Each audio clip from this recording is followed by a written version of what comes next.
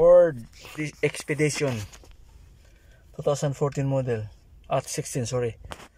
Namamalag siya pero wala siyang trouble code. So subukan natin i-scan, no? I-scan gamitan natin ng itong Maxxis Elite. So ano man natin?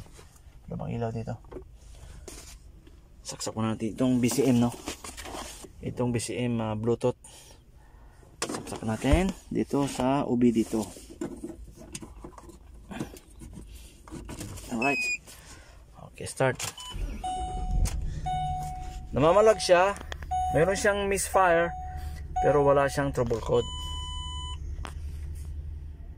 Lalo na pag naka-on ang aircon or naka-drive or naka-reverse pala, naka-drive, maramdaman mo talagang namamalag.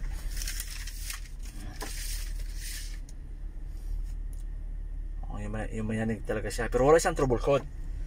So ngayon ang mangyari, gagawin natin ay gamitan natin ng power balance. Yeah. Auto detect.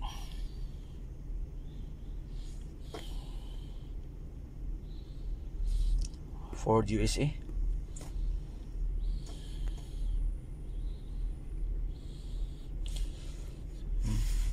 Yung chassis number niya is correct. Last 4 digits 0479 is correct yan.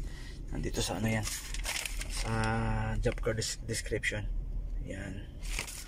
Okay, okay.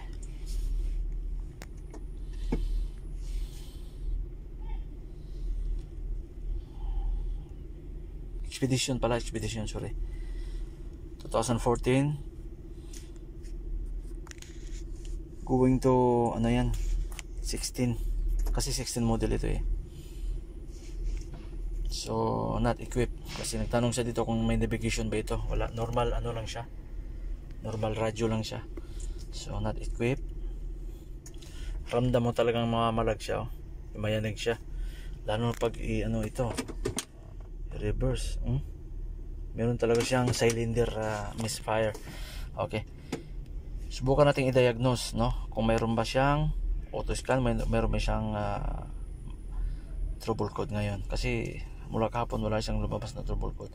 So wala siya, i-post natin kasi doon tayo mag-focus sa PCM, powertrain control module. So wala siya.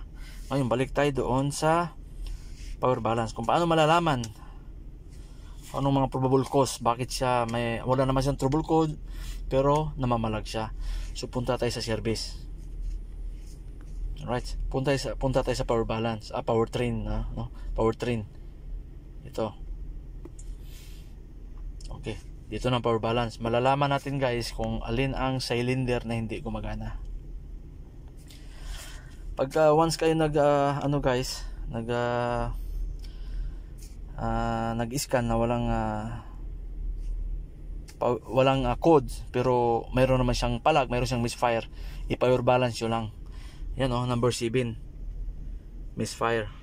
Maaring pinanggalingan yan ay spark plug or injector fault or coil, ignition coil. Okay, ganun lang guys, no, ganun lang ka simple. Okay, wala siyang trouble code pero meron siyang misfire, namamalag siya. Okay, ayun, para gawan nyo ng report, screenshots ninyo, tapos isend ninyo sa customer para maniwala siya talaga na mayroong misfire. Kasi itong sakyan ito galing na ito sa mga iba-ibang shop, no? Hindi na dami na pinapalitan pero ganun pa rin ang problema. Ito na natsambahan natin guys, no? Sana pagkatapos ng palitan ng spark plug or coil or injector, sana maging okay na. Alright, ganun lang guys, ganun lang. Bye bye.